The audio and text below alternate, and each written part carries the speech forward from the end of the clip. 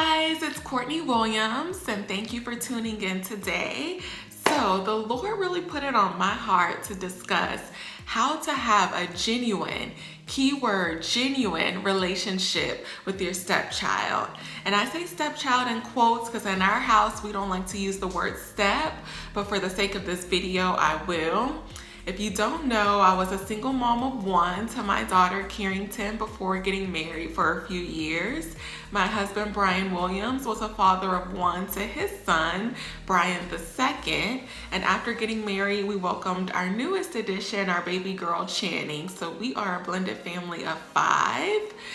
This is a topic that I'm super passionate about. I can talk about this for hours, which I don't want to do. So I have some notes here to keep me on track. So bear with me if I glance down at my notes. But I have a ton of friends and family members and colleagues that are in a blended family in some way, shape, or form. And something that I see quite often is a step parent just solely tolerating the stepchild because they don't have a choice and that child isn't going anywhere. But I'm just like, why? Why not reach for the stars? Why not want the best possible scenario and environment for the kids that are involved in these families?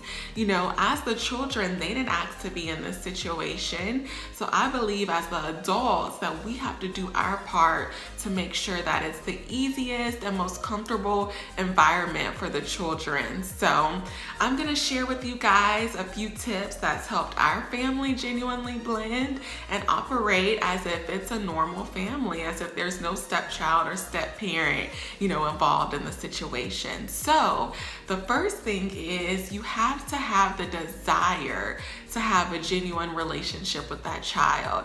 If you could care less, if you don't care either way, then 9 times out of 10, the chances of you having a true, genuine relationship with that child it's not gonna happen, So you have to have that desire, and it may not happen as naturally as you think that it would. So if you find yourself in a situation where you don't have a desire to have a relationship with that child, if you could care less, I believe that the only thing that you can do is pray that God is the only person that can implant that desire in your heart and in your spirit to have a true relationship with that child.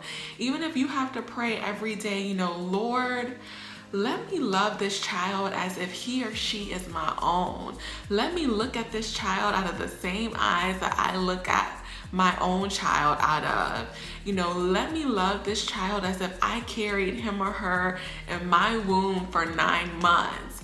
And just pray that every single day. The Lord is a prayer answering God, and I believe that he can change your heart and he can change your outlook towards that child, and he can implant that desire in you to want to have a true, genuine relationship with that child. And so once you start to see your heart changing, the next thing is you have to put in the work. Just like any other relationship in our life, whether it's our relationship with God, we have to spend time with him in his word to truly know him and to build our faith. Whether it's your relationship with your spouse, you have to put in the work and the time to build that relationship. Whether it's your relationship with friends, you have to put in that work and the time to build a mutual friendship and a mutual trust. So the same goes for our stepchildren. We have to put in work to build that foundation and to build trust. And I believe when kids are involved, trust is the biggest factor that you have to work on. But like I said, you have to put in that work. I naively thought that when we were blending families, our kids were so young. When we first started dating, my husband and I, my daughter was just about 2 years old and his son was 3 years old.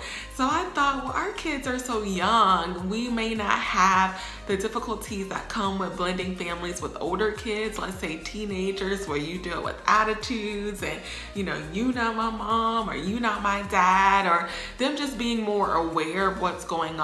I thought since our kids were so young, they're practically gonna grow up with, me and my husband, and we'll just be like a second parent to them.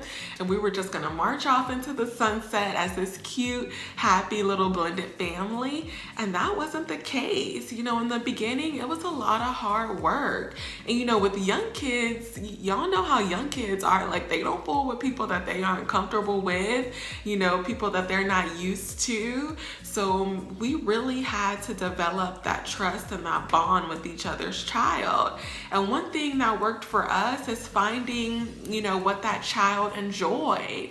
My daughter is all things girly. Like, she loves makeup, she loves hair, she loves dressing up, she loves shopping, even at only 5 years old. So my husband would be like, let me have a father-daughter, day with Carrington. Let me take her out, just us two, even if it was just to Walmart or wherever it was, and shopped with her, let her, pick out a few things and just spend that quality time with her. And I had to do the same thing with his son, Brian. He loves all things music. He loves the band. He watches band videos on YouTube. So even if it was just me hanging out with him on the couch and, enjoying those videos with him and engaging and interacting and asking him questions about the videos that he was watching, and just to show him that, I'm interested in what he's interested in. And that seemed to work wonders for us. And so you may have to do that as well. And, don't be discouraged if it doesn't happen overnight. This is something that's gonna take time, but, with prayer and with hard work, the work that you put in, it can happen. And just know that those seeds that you are planting in those kids will eventually reap a harvest.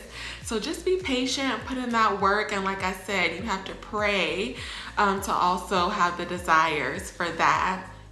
And lastly, I had to realize that this fight was not physical but spiritual. The enemy doesn't want to see these families blend. The enemy wants to see a bunch of confusion, wants to see a bunch of drama. Blended families have the reputation of being drama filled, having baby daddy, baby mama drama. The enemy wants to see all that. He doesn't want to see you genuinely blend. He doesn't want to see these families operate as if they're a normal family. I had to tell myself when we were getting tested, in the early stages of blending our family, that the Lord has given us, I guess, this platform to be, a good example to others that blended families can work. They can be drama-free, and the enemy didn't want to see that happen. So when we were tested, I had to tell myself, Courtney, this fight is spiritual and not physical. And you have to fight this fight, in the word. You have to pray. You have to put in the hard work. You can't get weary, in the steps and hard work that you're putting towards blending this family and developing this relationship with your now son. And so I just had to pray. When we would get tested, I would get on my knees, I would get in my Bible, and I would say, Lord, this is your will. You gave me and my husband a second chance at love, a second chance at a family, and we know that this is your will and you would see it through. So when we're getting tested, just give me the strength and the patience and the faith to know that everything will work out according to your will. So, recap. Pray. You have to pray for the desire to have a relationship with that child.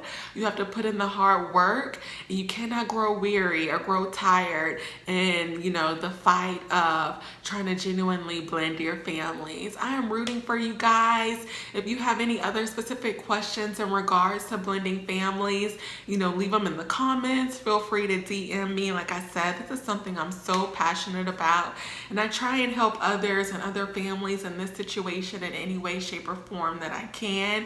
I hope this helped you today, and have a great day, guys. I'm really rooting for you guys. Bye.